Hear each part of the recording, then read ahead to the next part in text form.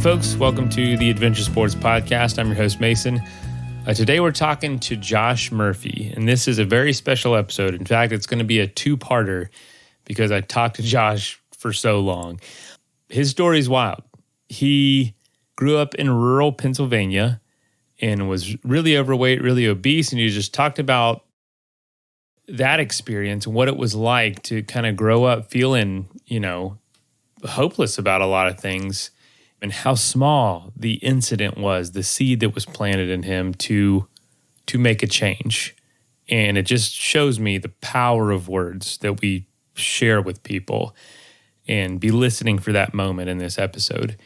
But Josh ultimately changed his life, lost the weight, and made it his mission, his life mission, to get into the military service, do something with his life, in his own words. And that door, as we'll see, was despite the crazy amount of work, was closed on him, and how he shifted to take that focus to the Pacific Crest Trail and through hike it. This changed his life, to say the least, and we're here today to talk about it, and he does such a great job telling the story. I was absolutely captivated while he told his life story. I could have kept talking to him for hours, frankly. And I'm very excited about what he's doing next. He's out in the Pacific Northwest training to be a wildland firefighter. So it's just one of those amazing stories of one of the guests we have on that just knocks my socks off. So without further ado, let's go ahead and jump in and hear Josh's story. And actually, by the way, I encourage you to follow him on Instagram because he takes some absolutely amazing pictures. His pictures are unbelievable.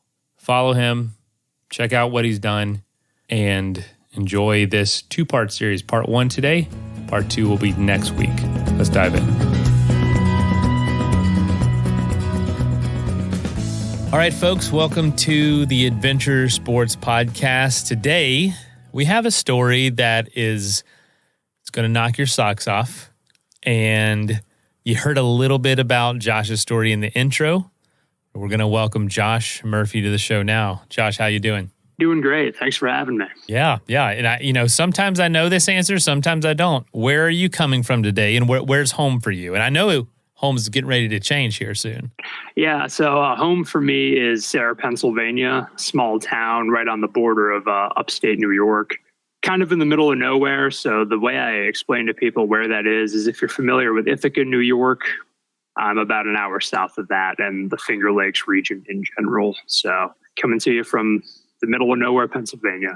Small town Pennsylvania. What is it like there? What is life like in Sayre, Pennsylvania? Sayre is actually a bigger town for the area I'm in because we have a pretty decent hospital here, actually. Something that's really nice to have when you live in the middle of nowhere. But so that creates a lot of jobs and kind of businesses around that. But, as soon as you leave town, you're looking at dirt roads, a house every few miles, that kind of thing. And yeah, it's pretty easy to get lost out there. It looks like some really cool forested areas to kind of like the southwest. It looks pretty remote out there. Yeah, we've got some pretty desolate state forest, Loyalsock State Forest, for example, the Black Forest. Then you get into upstate New York. The Adirondacks are a few hours away from me. Hidden gem, I might add. Super thankful to be so close to that part of the country. Did you grow up in that area? I did, born and raised. Yep, wow. Born and raised right here. And I guess I technically grew up in Athens. The community I live in is known as the Valley. And it's made up of 3 different towns, Athens, Sayre, and Waverly, that might as well be the same place. They're all just kind of right next to each other. I spent most of my time up in the hills of Athens, Pennsylvania, on my grandparents' dairy farm. Sounds idyllic. It was. It really was. Yeah. Well, you're getting ready to move, you said, to Washington. What are you doing? What are you moving to Washington for? What's drawing you out there? I'm moving out to Port Angeles, Washington. Know exactly where that is. Yeah, I've never been myself, but it's on the Olympic Peninsula there, and I'm going to be a wildland firefighter for the season for 2023 there. And yeah, really looking forward to that. Never been to that part of the country. Always wanted to go, and what better way to see it than while you're trying to protect it from natural disaster, right? You're going to see it like very few people get to, off trail, in the woods, on fire, maybe. So it's like you're going to see it in a lot of different ways that people won't. But man, that area, when my wife and I moved, we were in Colorado and we're going to move. That town, Port Angeles, was on our short list. It was like top 3 places. At the time, it was a heck of a deal. You could get on a house. It's called the rain shadow there, where it kind of stays a little drier. It's beautiful. You got the ocean. You got Hurricane Ridge and the Olympic Range right there. Man, it's a beautiful area. And I know that you've seen it, or you've seen parts of Washington on the PCT, but you're going to love it. You're going to absolutely love it. Yeah, all the research I've done really indicates that it's kind of what I've been looking for my whole life. So, man, I want to hear a little bit about your story. I know it's a long story. Wink, wink.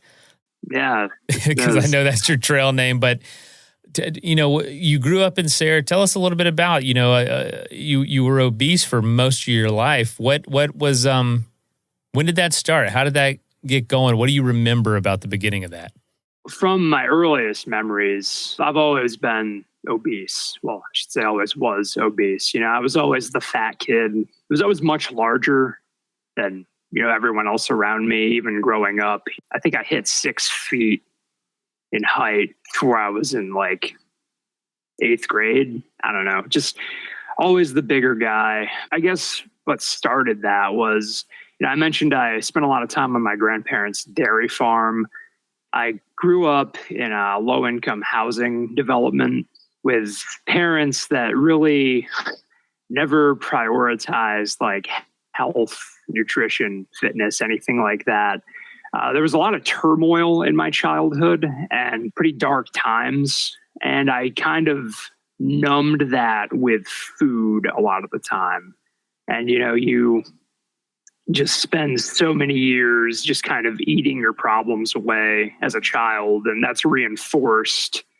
When I would leave my parents to go spend time at my grandparents, I had a grandmother that would just kind of like, grandma's pantry, right? Mm-hmm.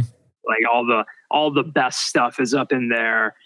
And I would just eat my sorrows away, and that was coupled with, I would also go wander through the woods and do random farm work here and there. But what really numbed the pain a lot of the time was just eating until I felt better.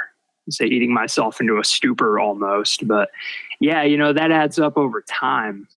Just got worse and worse and worse until I maxed out at around 446 pounds in my mid-20s, just so much between childhood and that moment where I got that number 446 that which really kind of was the turning point that led me to having this conversation with you here today.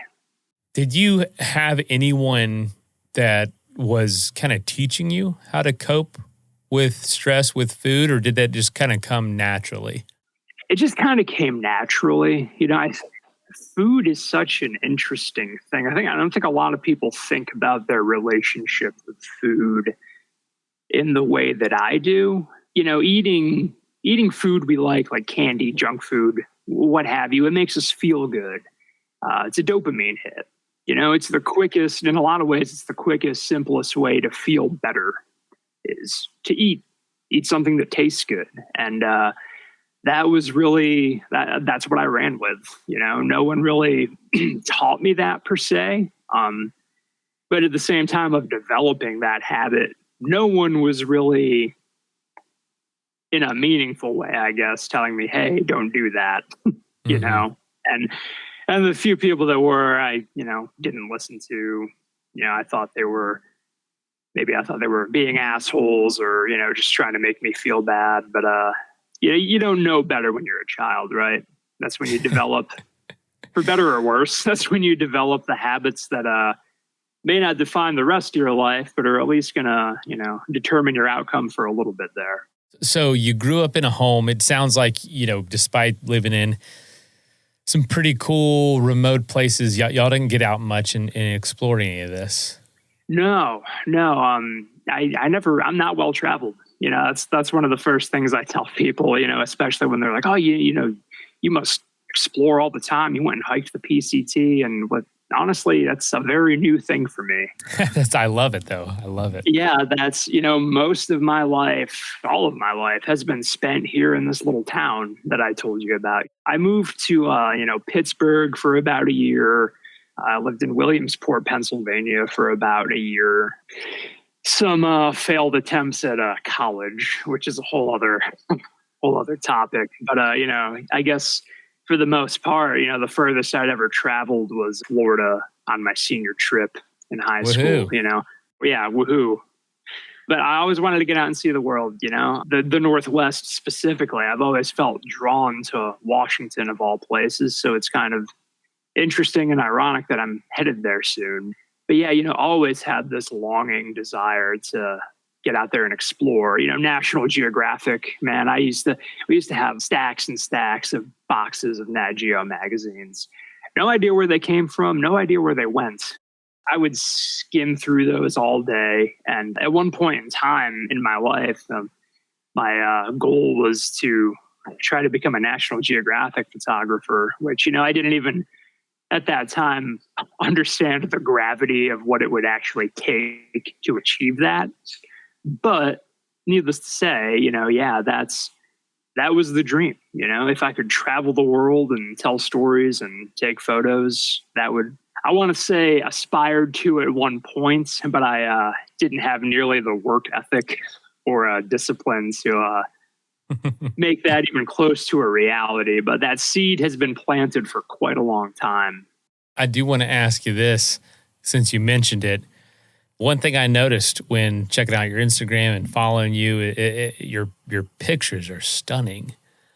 Thank you. It's beautiful. You've got the night skies. You've got portraits of people you've been on the trail that we're going to talk about your experience, your adventure, engagements you've captured. Like it's your pictures are amazing. When did that skill come along with getting healthier, or were you into that before all this? So yeah, that also kind of harkens back to my childhood. So dealing with I guess, for lack of a better way to put it, the trauma that I experienced in my childhood, which I guess we haven't really gotten into. Yeah. Are you open to talking about that? Like, is that part of the story you dive into typically? Yeah. I think it's probably important to discuss that. So part of the reason I was, eating so much to, it was a form of escapism. I had a pretty abusive home life with my stepfather and my mother, going up to the farm with my grandparents' farm, eating myself into a stupor, and actually drawing and reading were other forms of escapism that I would use to just feel better, try to mask the pain from what I was experiencing on a daily basis in my mother and stepfather's apartment there. It was a lot of physical abuse, verbal, psychological abuse, just not a good situation, not especially for a child to go through. How old were you? I'm sure it was a long amount of time, but like, what were the kind of the ranges there? The worst of it was from when I was like 5 till about probably 10 years old. So for about a solid 5-year period, it was a lot of just sporadic violence that, you never knew when things were going to get worse, or, you never knew what was going to happen. There's this one instance that sticks out the most that I vividly remember this day for some reason. I was just sitting there in a smoke-filled apartment while I think my mom was at work. My stepdad didn't work. He just kind of drank and did God knows what else that I was too young to even understand at the time. But, I'm just sitting there watching TV, and calls my attention, and I turn around and I just get hit in the face with a remote control because I was apparently making too much noise. And, I'm like maybe 7 or 8 years old at this time. So stuff like that was a pretty regular thing. my mom would pick me up from school and she would smell like alcohol because, my stepfather threw a beer at her, Mm. I don't know why I'm laughing about that. You learn to cope with this kind of stuff in some pretty dark ways, dark humor. You laugh at things other people probably wouldn't laugh at. So I apologize for that. Don't apologize. No, it's yeah, it's how you're dealing with it, and it's Yeah. also how you've gotten to this point. I mean, as a kid, you're just trying to survive. yeah, You're eating. Yeah. You're trying to stay out of their way. I guess. Like that's absolutely heartbreaking. I have a 4-year-old son, and I just can't imagine him having to deal with any of this.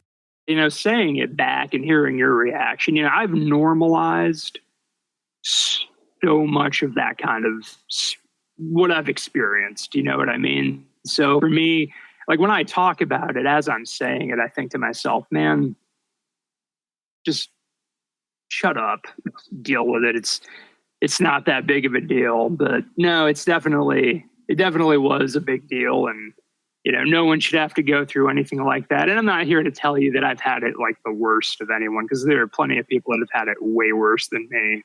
And then the point of even bringing that up, I guess, is just, it is part of my overall story. And, I know some people would experience things like that and it'll traumatize them or put them in a position where they never think they can overcome that or be a different or better person. But I just want you to know that you can. Those people aren't going to be around to control or harm you forever. Just know that.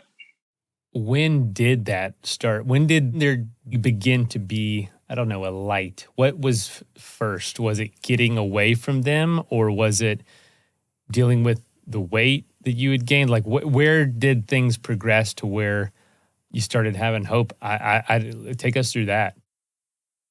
Let's take a quick message break and hear from the folks that help make this show possible. If your dad is anything like mine, he is notoriously difficult to buy gifts for. And your father or father figures in your life might be the same. If you're struggling with what to gift your dad for Father's Day, give him the gift of a fun, powerful, and easy way to get outside and explore with his own electric e-bike. I have electric e-bike. It's the cargo version. It is awesome. I can honestly run to the store, get groceries, go get some parts, or, any house project, which I do a lot of. There's always that one little piece that I'm missing. And instead of getting in the truck, driving to the town, there's a small parking lot. It's hard to get in and out of. I can just zip over there in my e-bike. And it's also a heck of a lot more fun.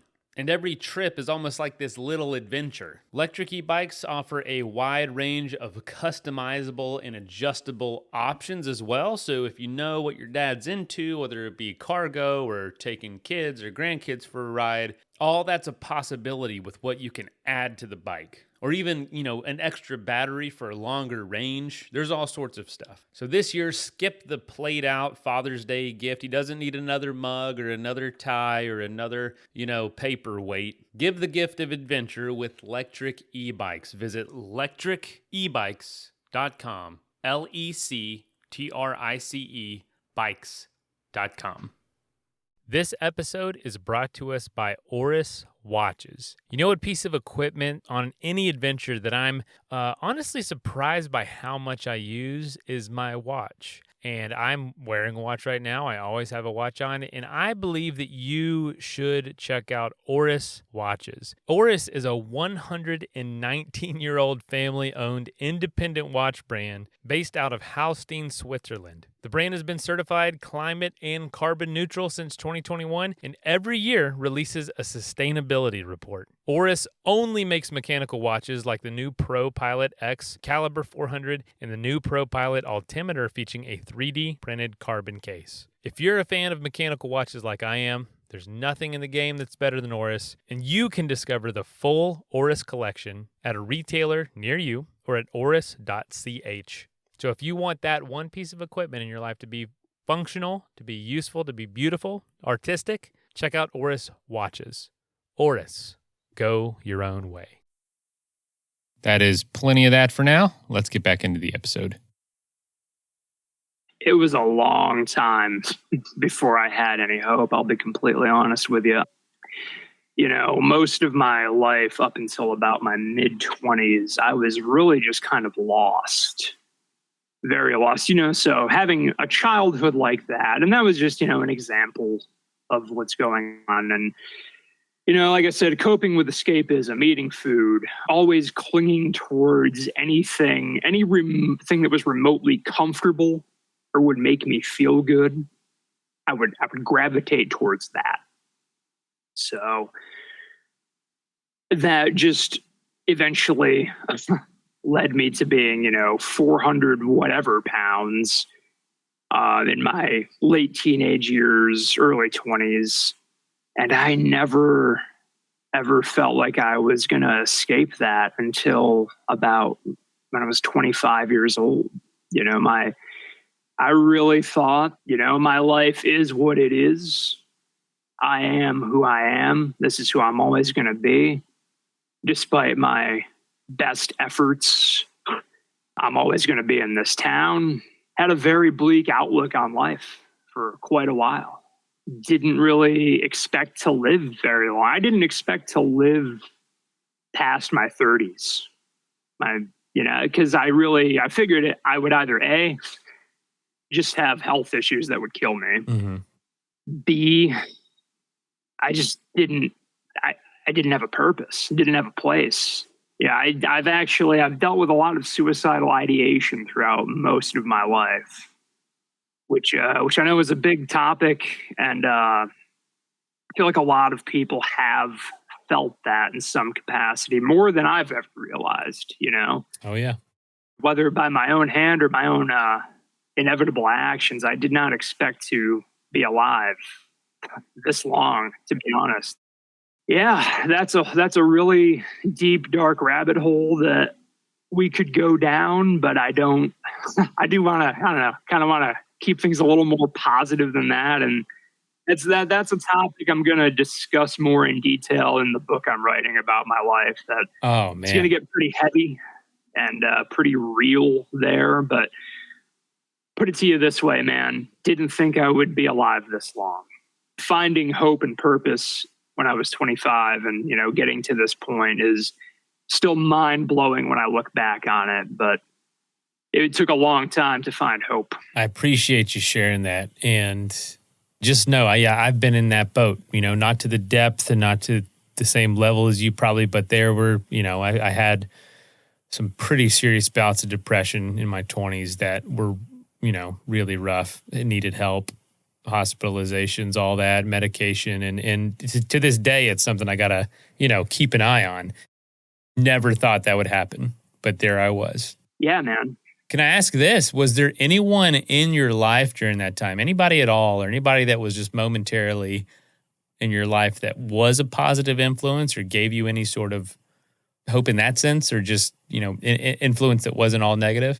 Yeah, no, I definitely. So where I'm extremely fortunate is that I have a pretty good group of friends, pretty core group of people in my life that are actually, they're in great places in life. I have friends that are doctors. I have friends that are, have been athletes their whole lives. And I owe them so much. I'm positive, if not for them, I would not be here today. There were people I could escape to, because especially growing up, I'm trying to not be home as much as possible, because even after my stepdad left, my father came back in the picture, and it was a little better of a situation, but it was still very toxic, very, very tumultuous. So I found positivity in my friends and my grandparents. More so my grandparents were amazing, definitely were a positive influence in a lot of ways. But as far as, really kind of, I don't know, keeping my head up, keeping me in the game of life, that encouragement really came from my friends. And they really set the example for who I would want to strive to be, even if I never thought I could live up to who they are or what they can achieve. And almost all of my friends have pretty well-adjusted home and family lives, so it was always a good escape to go hang out with them. You know, it wasn't uncommon for me to spend like a week at a time at a friend's house over the summer whenever I could. It just a way to escape any way I could for as long as I could, you know? So yeah, my core group of friends, if you guys are listening to this, you know who you are, and may have never even told you this, but honest to God, you guys really helped me get to where I am today. Unbelievable. Well, thank you for sharing that. Before we dive into when things started to turn around for you and you started losing the weight, what are some misconceptions, or what's a big misconception about people who are obese, in the sense of like, I know there's different types and different ways people get to that point, but what's something that you feel like was heavily misunderstood when you were in that state? Yeah, that's a great question. Thank you for asking that, actually. I obviously can't speak for everyone. One of my big pet peeves was when you're as overweight and I guess fat as I was, you know it's not good. Okay. Right. You understand that you're not healthy. I didn't want to be that way, but I didn't have the tools available or the knowledge available to really do anything about it for the most part. And I don't know, telling someone that's extremely overweight, I don't know, just there's a fine line between encouragement and just beating a dead horse, if that makes sense. You know, it's really telling someone that they're fat is really not going to do a whole lot to change anything. A lot of people have the train of thought. They're like, oh, if you just, you got to tell them how it is, and that'll motivate them to change. It's like, dude, we have plenty of motivation. Like, yeah, I'm looking at myself in the mirror and like looking at what life could be for like my friends that are in shape, and like, the people that I admire that are out like exploring the world and living a life. And I fully understand that my own physical limitations are preventing me from doing that. I know it's not a revelation or something I hadn't thought of before. Right. So yeah, I don't know. People just don't get it, and I understand that. They feel like, well, I need to help them realize they're not in a healthy place. Let me shame them to it, Exactly, like it's their responsibility to get you there. Yeah, like I said, there's a fine line between constructive like concern and actual, like, hey, pretty much. I guess my main point with that is if you're gonna give someone grief for being overweight, at least try to offer solutions and help. We already know we're fat. You don't need to remind us. It's kind of out there already. No pun intended. Yeah. Oh man, I'm sure there's so much we could talk about there, because I there's people in my life I know, and it's like, yeah, it's not a secret, and it's also like, I want to know, is it your fault? Like, not your fault, but like how much of it is in your control versus not. Yeah. In the sense of how much is it metabolism, or just how lucky am I that I don't have to think about it because I've got a healthy metabolism or good genes or whatever it is. What if it wasn't that way and I had to put a lot more? Would I have the discipline to? I don't even know. Is it all luck? Thinking back, and I never really, I don't know, I'm looking at all this from the lens of how I view the world and myself now, but, I never really felt like bad for myself in the sense that, I don't know, I never wanted anyone to feel sorry for me, and I still don't. Mm-hmm. I truly, despite like, spilling my life story out here, I'm not doing it for sympathy. I really just I want people to understand what's possible. That's probably something I'm going to say repeatedly throughout this, because that is my main point with even telling my story. And, looking back on when I was overweight, I never had any delusions that it was a good thing. I tried countless times to change the fact. Like I said, two of my best friends, one was like a stellar soccer player, like held records at our high school, played in college. The other, it was a Division II lineman, just jacked, brolic Viking of a guy. I had all these dudes that, like, when they would come home from college to our, little town, I would work out with them. But as soon as they would leave, it would all go away. I would stop working out. And, I guess for a long time, I tried to put some blame or stock in using other people as a way to motivate myself. I eventually learned and live by this principle today that it is all from within. You're never going to find real change by trying to find the motivation to do that through other people. It all has to come from within. It's kind of a side note here, but ties in. Someone who's really been inspiring me lately, I don't know if she would even know this. I've told her. I don't know if she believes me. It's my mother-in-law. She just one day, a couple months ago, started working out and has not stopped. Every day, not like, all day long, but like consistency, 30 minutes to an hour a day of being active. And I'm not in, I don't know, I've never been really good at that consistency with, and I know I want to. And I'm like, wow, she did it. She just did it one day and has been going. And I'm just been blown away. And I ask her about it every time I see her, which is every couple days because she lives right down the road. And I'm so fascinated about what caused that. And that's the question I want to ask you is what got you to start doing something about it? What happened, or what was the day? What was the moment? What was the meal or the person or the process for you? Things started to change for me when I was probably 24. Really started questioning, what the hell am I doing with my life? I had no prospects, no real idea what the hell the future would hold for me. Something I'd always wanted to do was join the military. I had two uncles that were Marines, looked up to and admired them for better part of my life. But, being overweight, I'm the only person I know in my high school that wasn't made to take the ASVAB, for example. They just looked at me and were like, yeah, that guy doesn't need to take the ASVAB. Oh, man. He's not, I guess. So, that was always a back of my mind thing was, God, I wish I could join the military. It scratches a lot of itches that I've always had, sense of purpose, adventure, all of that. And, I started doing research on, I know he's a controversial figure, but Chris Kyle, right? The American sniper figure. I had read that he was like an older guy when he joined the Navy SEALs. That got me just doing research and realizing oh, wow, you can still join the military in your late 20s, even in your 30s. That's pretty crazy. I started researching, what is the Army's version of a Navy SEAL? Army Rangers. Okay. I've heard of them. Yeah. Started researching that and really, keep in mind, I'm like a 450-pound dude that chain smokes cigarettes at this point in time.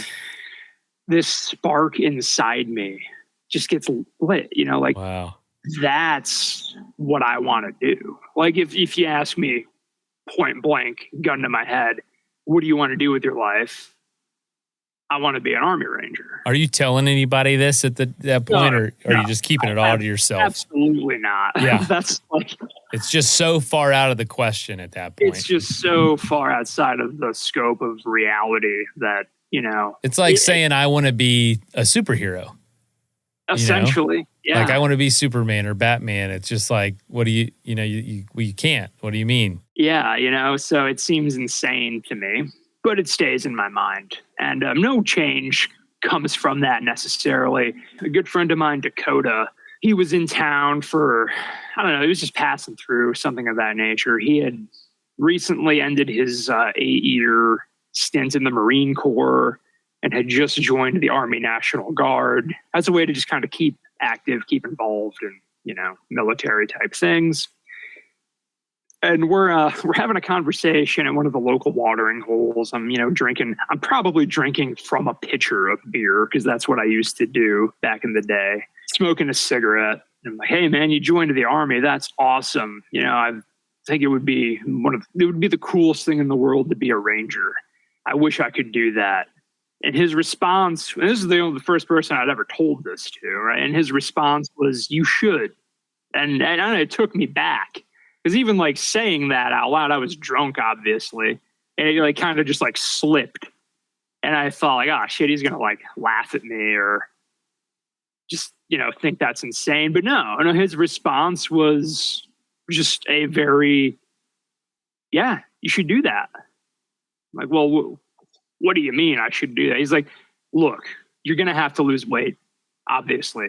Just being honest with you, man. He's like, but if you could do that, there's not much you can't do. He's like, the military is all mental. His words, not mine. So, that planted the seed. That little, like, just encouragement was literally the first domino in the sequence that led to this moment here and now, So, oh my gosh, and it's not like he said that and I like put out my cigarette and just started running around the doing block, jumping jacks right then and there. Yes, sir. It was about a year after that I randomly quit smoking cigarettes, and that was the second domino that really just a little background on that. I had been a pack-a-day smoker since I was like 15 or 16. So going on a decade at this point, never thought I would quit. Thought I would die from smoking or something, right? And always tried. You're going to be a wildland firefighter, so going back into the smoke right? Now. Irony. But I quit smoking cigarettes, and that was like a light bulb moment. 5 days in, I was like, holy shit, this is the longest I've been without a cigarette in about a decade. What else is possible? From there, I kind of revisited. Well, I didn't revisit because the thought never left. And it was like, the Army. If I can quit smoking cigarettes, I can lose the weight. I can do what I need to do and make this happen. And this was a year after this guy. And this guy again, who is he? Dakota Williamson is his name. Okay. Sorry if you don't. We can edit that out, Dakota. But okay. I'm sure he's fine with me name dropping him. But what I wanted to say is the power of words. Yeah. The power of just being positive to somebody. And you said it perfectly. It was a seed. It planted an emotional, a seed in you that would take time to pay off, but could have just as easily said, I'd love to be your ranger, and it could have could dismissed it just as easily. But that is amazing that was the domino. But that year, just continue in life, nothing super changed. Nothing really changed. Nothing really changed, no. But that domino fell for a year until it hit the second one that was smoking. Yeah. And once I quit smoking cigarettes, like I said, it was once I hit like the 2-week mark, I knew I was in the clear. I don't know. Have you ever smoked cigarettes regularly or? No, not regularly. You've never been physically addicted to cigarettes? Not cigarettes, no. And but my wife was a smoker for a long time when we got married. I'm sure she's fine with me saying this, but she doesn't anymore. But it has been very difficult for her to quit. Very difficult. Oh yeah, never thought I would, man. And people ask me, what's your secret? I can't even tell you because I didn't intend to quit when I did. I was sick. Knew it would be worse if I kept smoking through it. Yeah. 5 days later, light bulb moment. Here I am. But about 2 weeks after quitting cigarettes, I felt like a completely different person. And I was like, this is real. I'm never going back. Again, what else can I do? Gotta lose weight. That was the first thing I thought was I've got to change my life around. I've got to get in shape so I can join the Army. That was throughout the course of events. That was the proverbial carrot dangling in front of me the entire time, was just do what I need to do so I can join the damn Army. And then it was start small, right? So I had experienced so many instances of, I'm going to change my life. I'm going to start working out 7 days a week and dieting right now. And you just like do that for maybe 2 days, 3 days, and you crash and burn. And it's like, oh, this is too. That's me. That's me, Yeah. if I'm honest with it, when it comes to doing something like that, lose a bunch of weight or get in great shape. Doesn't work. It works for some. Didn't work for me, and it sounds like it didn't work for you. So what did? So a word for me was setting small, attainable goals and just taking it easy. All right. It was a slow, gradual process that led to everything that we're going to discuss here. But, it was so cigarettes. Okay, cool. That's taken care of. Diet, eating right. I'd always heard the old adage, abs are made in the kitchen, right? I think we've all heard that at some point. I've heard that. I've never seen it myself with me, but I've heard it. Working on that myself. But I had an understanding that food, what I put in my body was going to be almost more important than what I did with my body, right? So you probably knew that better than anybody, just on the other end of the spectrum is how your experience with it. Oh God, man. Yeah. So I went from a diet of,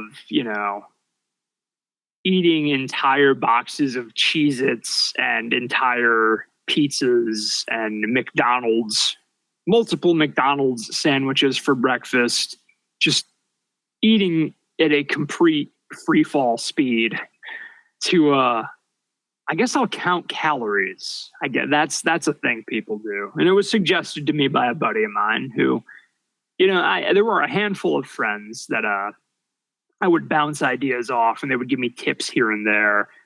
And I don't want to say they weren't supportive. They were. But like at this point in life, I had roller coastered so many times, like I just mentioned, we're going to go balls to the wall and change. So it was, they all kind of took it with a little bit of a grain of salt, but they would just be like, yeah, man, just do this, do that. Count calories, good place to start. So I started there. Count calories. Eat whatever, but just don't go over a calorie limit. Quit eating McDonald's pretty quick because I realized, oh yeah, one of these meals. And I'm at my limit. that's my limit. I'm actually over my limit for the day. So that's cool.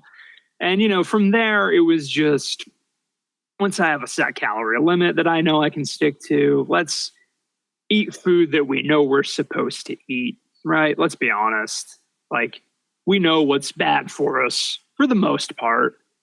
Which I can't speak in too general of a sense there because I don't know, some people think like vitamin water is good for you, for example, but once you start counting calories and stuff like that, you realize, oh crap, what are these calories made up of? Let's make sure we're getting, meat, plants, good sources of carbs, etc. After a couple months of just having my diet somewhat in check, I was like, all right, it's time to be more active. Now that I've got this taken care of, now I'm going to start working out or at least going to the gym. What kind of progress were you seeing with just the food? I don't know.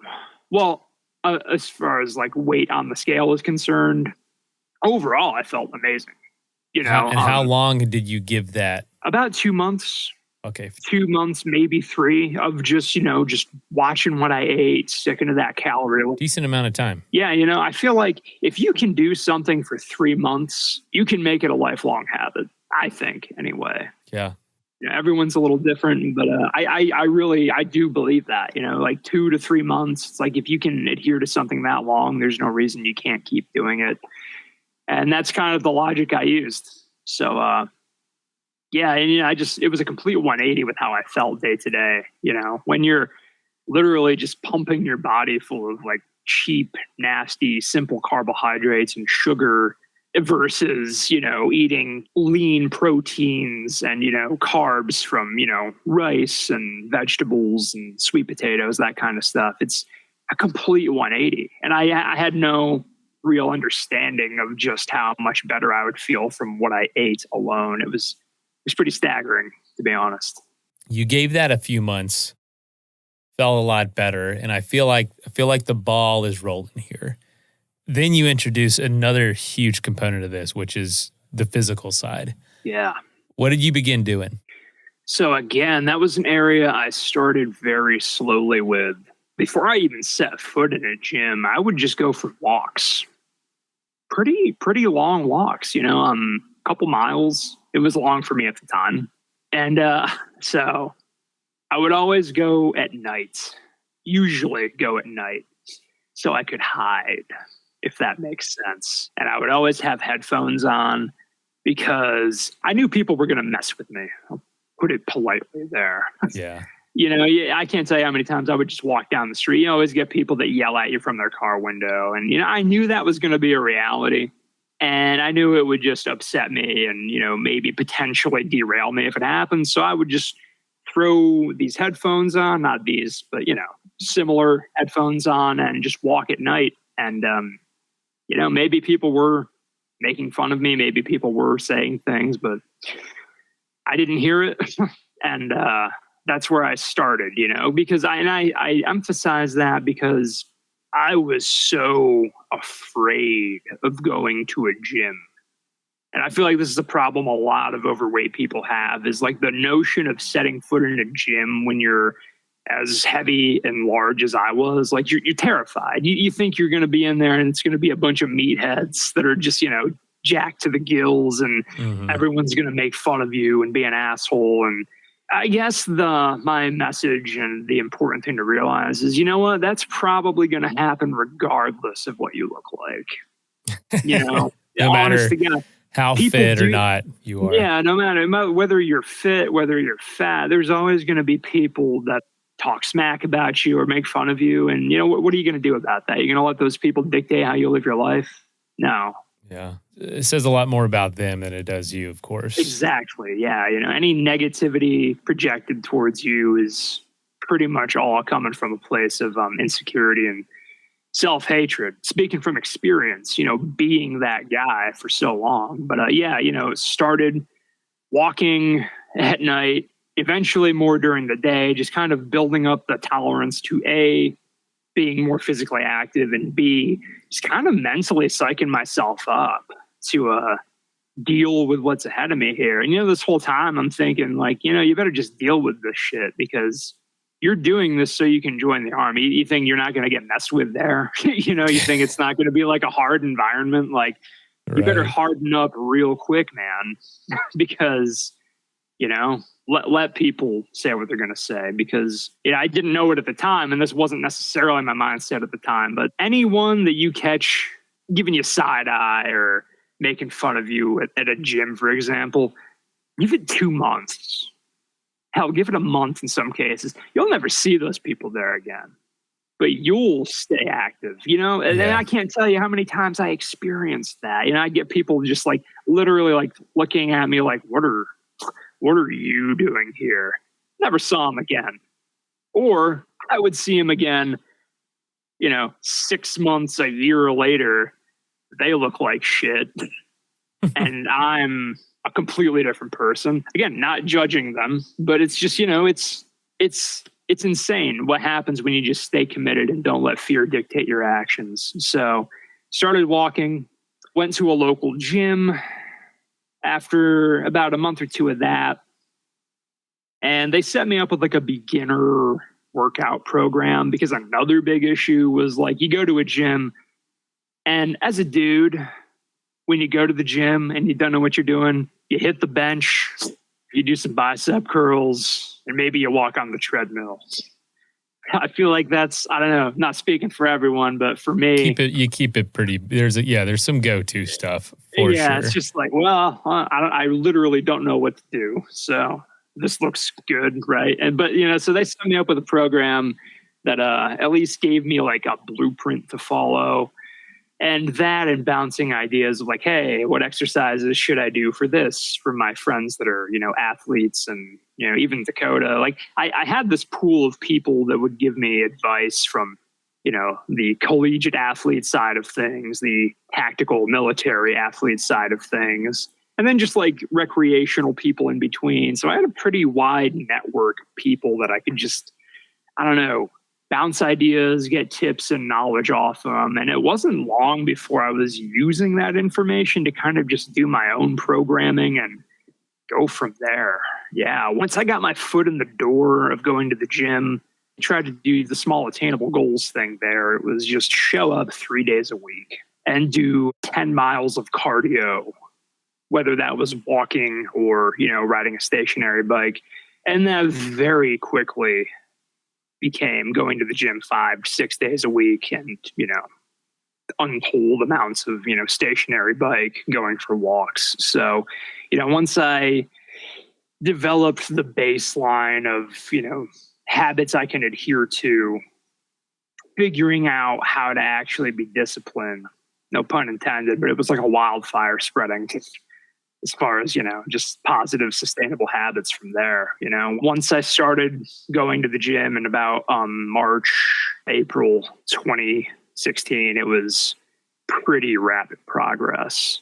So the goal was to get into the Army.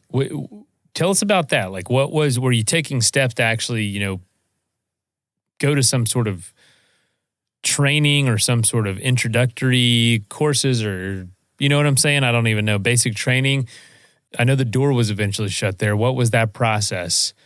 And how did you handle that, since this was such a, the kind of the thing that started all this off?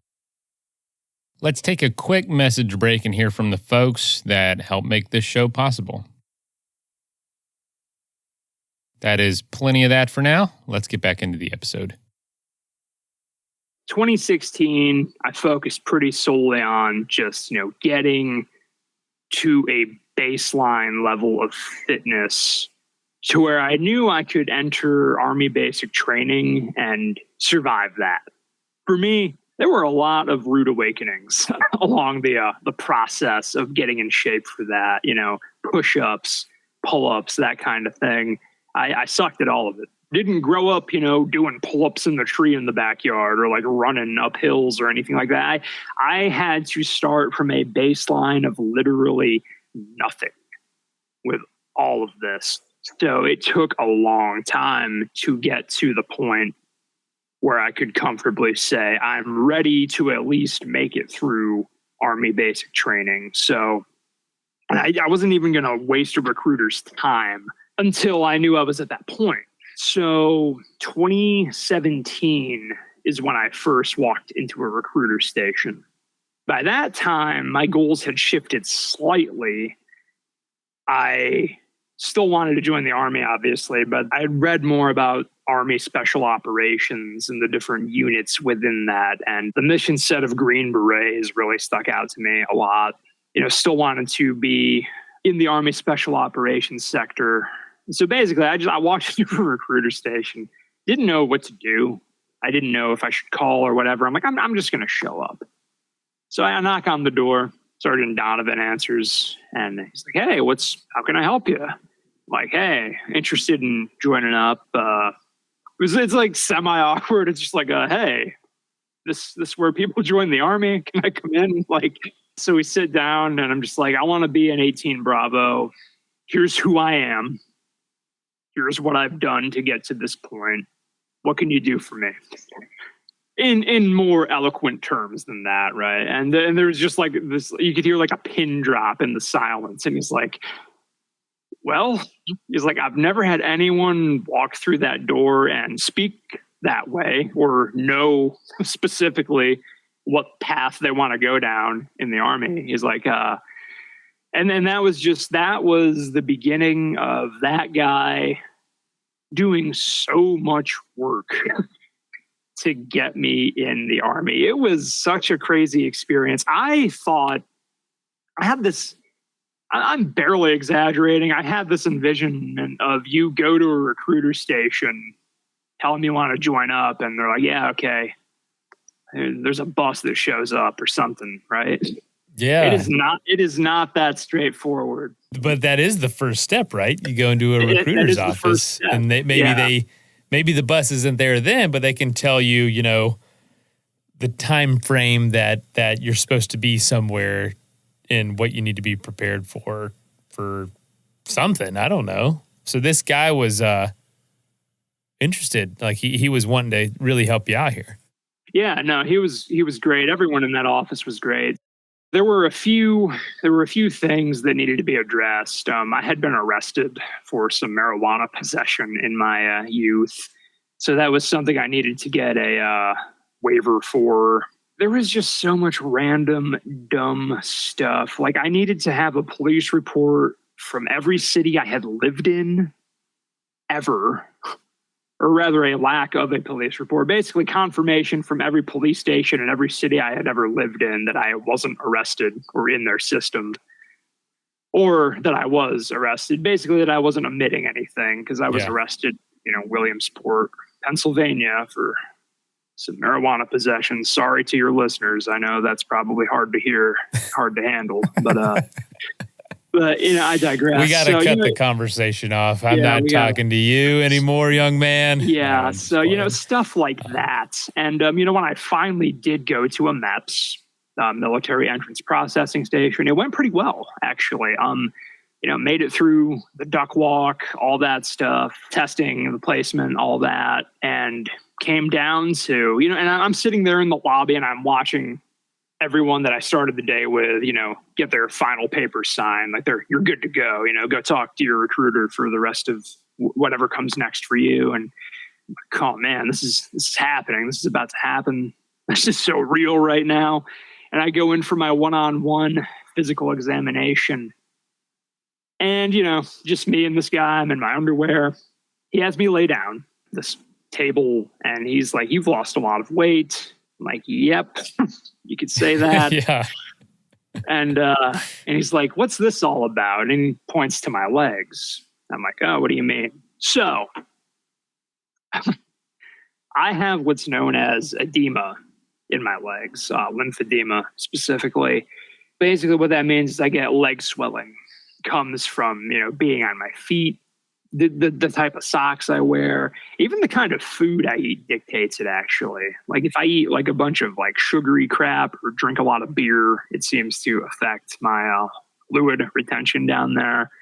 And I have some varicose veins, which actually cause the edema. This is all a byproduct of, just trashing my body for the majority of my life, being as heavy as I was, smoking like a chimney, drinking like a fish. It all created some long-lasting damage that unfortunately I still have today. But I didn't really think anything of it because, at this point I'm ready to go, man. You know what I mean? I'm running 20, 30 miles a week. I work out all the time. Like, yeah, the leg swelling is there, but as far as I'm concerned, it's just something aesthetic. It's kind of weird. Like, I don't like to, it's noticeable, but, it doesn't prohibit me from doing anything. And I had even asked a doctor earlier that year, like, "Hey, I noticed my leg seems to swell up. The rest of me is getting skinnier, but my legs don't seem to be." And she's like, "Oh, that's fine. Here's some compression socks. Don't worry about it." So I didn't. And it fluctuates, right? If I'm not mistaken. It does fluctuate, yeah. Like you said, based on what you eat and whatnot. Yeah, there are multitude of factors. Some days it's great. This day it wasn't. I swear to God, it was like a scene from a movie. The guy walks over to a shelf, pulls out this binder of disqualifying conditions and points to the ICD code for varicose veins and then edema, and tells me that I can't get in with this condition. So then the chief medical officer comes in and one of the other doctors that they have on staff. They're all going back and forth. Meanwhile, I'm just standing there in my underwear awkwardly as they're trying to figure out what the hell to do with me. They try to make some phone calls to get some waivers or see if they can do anything about it. And I end up leaving MEPS that day, not joining the Army. And not having the ability to. Not having the ability to. And, I'm pretty, per what they told me, given my condition. But that recruiter I mentioned, the saint that he is, he's like, "We're not done yet." He's like, "You can't join the Army with this condition. But if you get the condition fixed, then we can send you back through MEPS and they can reevaluate you and deem that you're good to go."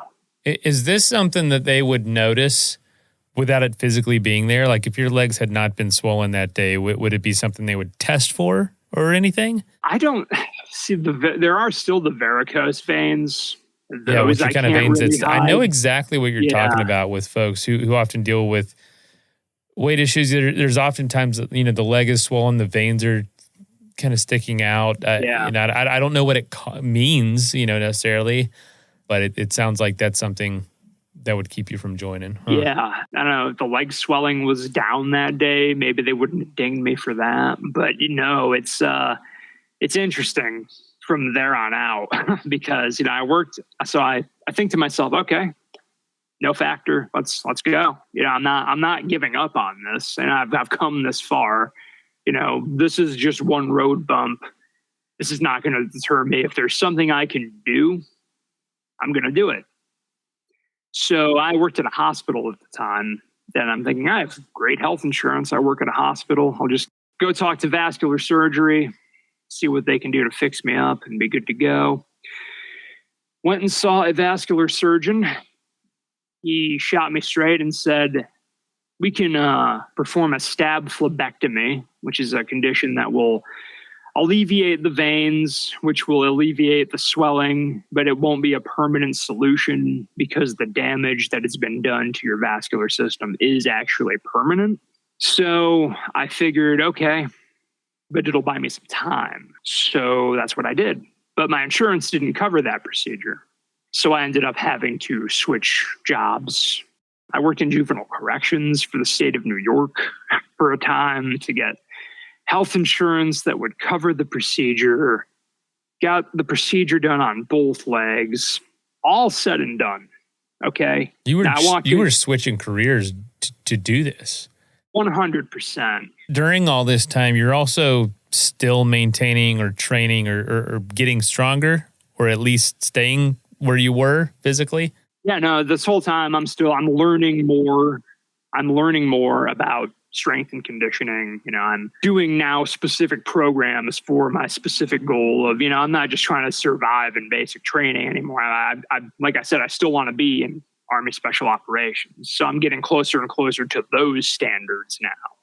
Just doing what I can to, you do a 5-mile run and holding an 8-minute or below pace, trying to do as many pull-ups as possible, push-ups, squats, deadlifts, all that stuff, really evolving quite a bit in the realm of strength and conditioning while, working towards the ultimate goal. Yeah, changing jobs, jumping through hoops.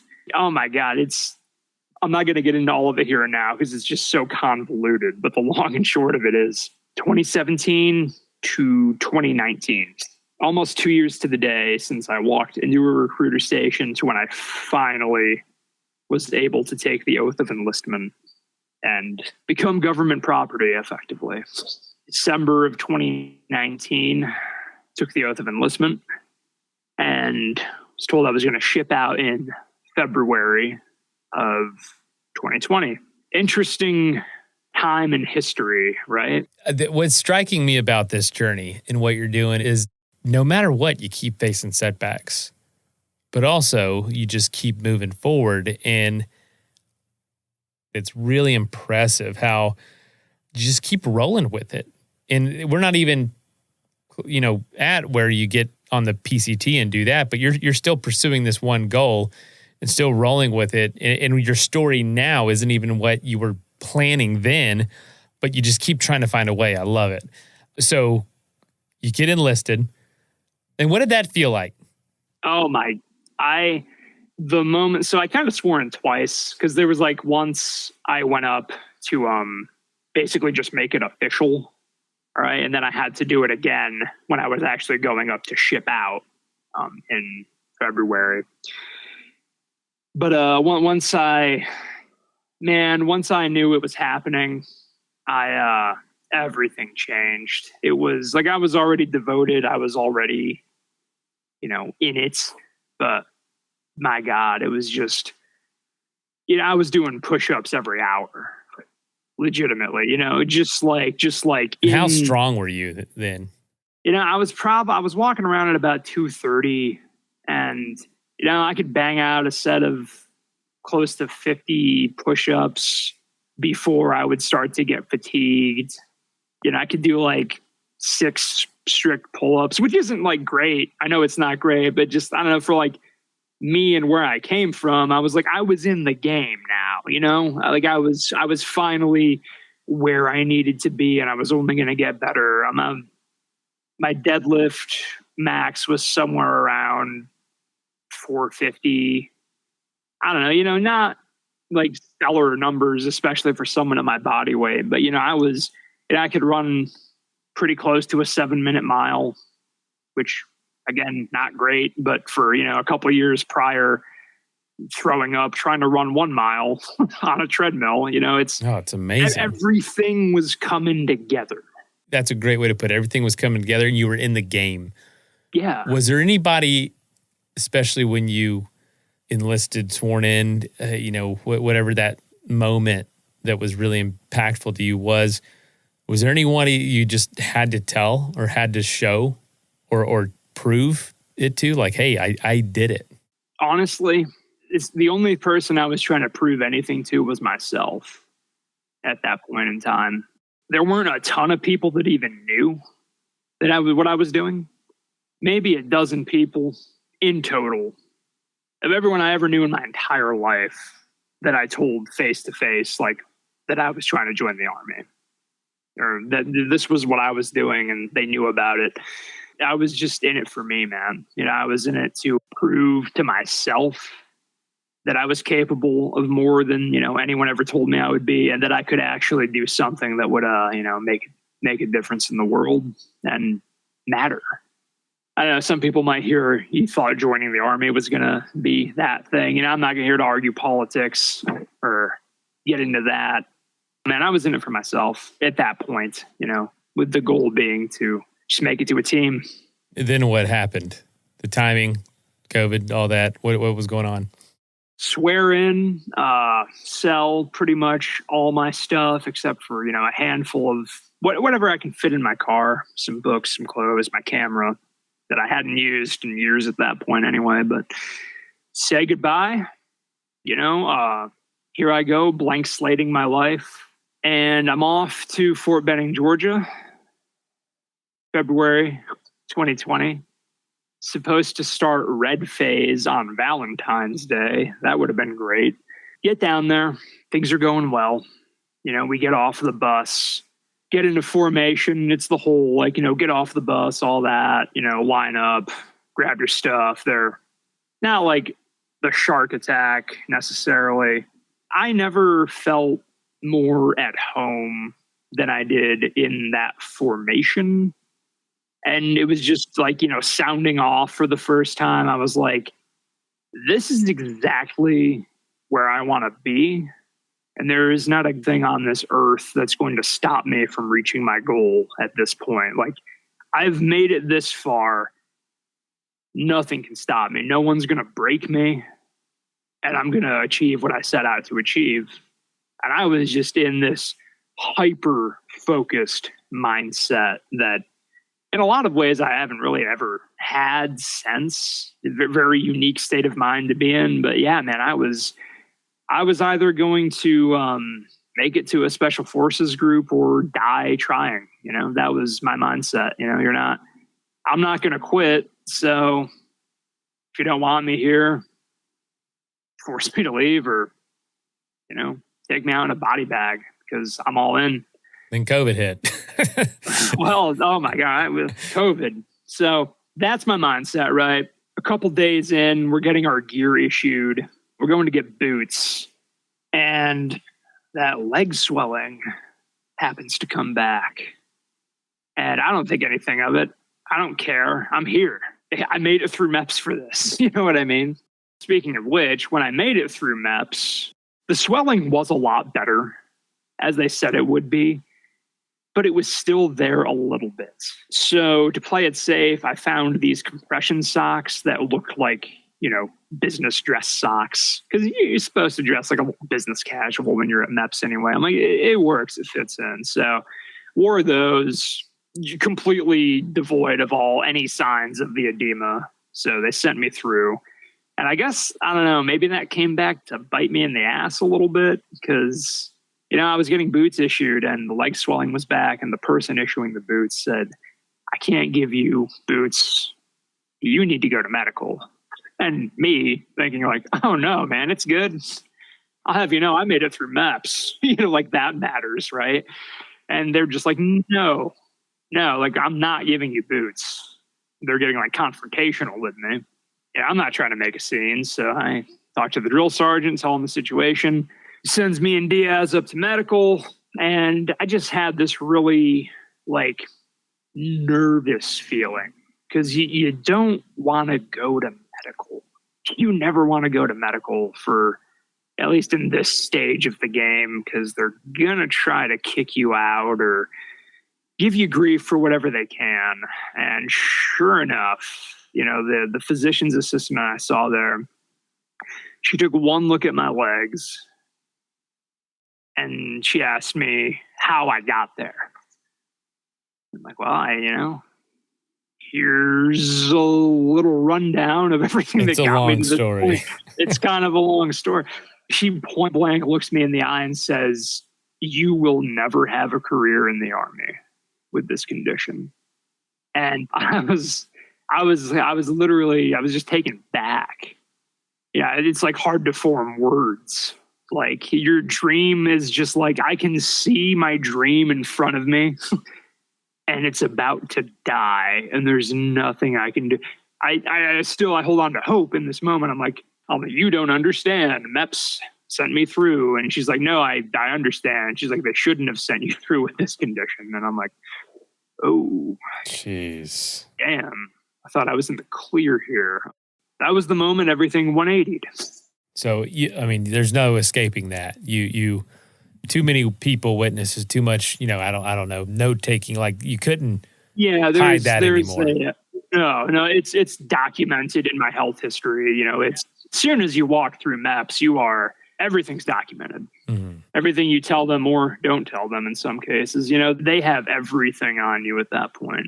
That dream, for all intents and purposes, died that day. Yeah. So I went from the most motivated and just driven and, I'm ready to just white knuckle life and like die trying to get to my goals to I literally now have no idea what my life is going to be because apparently I am not continuing this process of becoming a soldier. So I went to basically just becoming government property and taking up space in Fort Benning at the 30th AG Battalion. And man, did things get weird from that point on. Oh, yeah? Yeah. So COVID's happening this whole time. I don't understand. I don't know. I don't have contact with the outside world. I just keep hearing rumors about that. It's supposedly in this place now. It's supposedly in that place now. You never know what to believe. So I'm just writing and reading as much as possible to try and pass the time and try to make a game plan for whatever the hell I'm going to do when I get out of here. And I determined that I'm going to try to travel as much as possible, go see Oregon and California, these places I've always wanted to see. I find this book in the barracks library called The Pursuit of Endurance by Jennifer Farr Davis. Great book if you've ever read it, or definitely check it out if you haven't. And in this book, she talks about the Pacific Crest Trail among, also the Continental Divide and the Appalachian Trail. But I was like, wow, I'd heard of the Appalachian Trail, but I had never heard of the Pacific Crest Trail. I was like, wow, a West Coast version of the AT. That's kind of nuts. That would be incredible to see someday. And I had no intention of hiking the whole thing or attempting to at that point. But I was thinking to myself, yeah, I think I'll go check out this Pacific Crest Trail when I get out of here. And meanwhile, the world is locking down.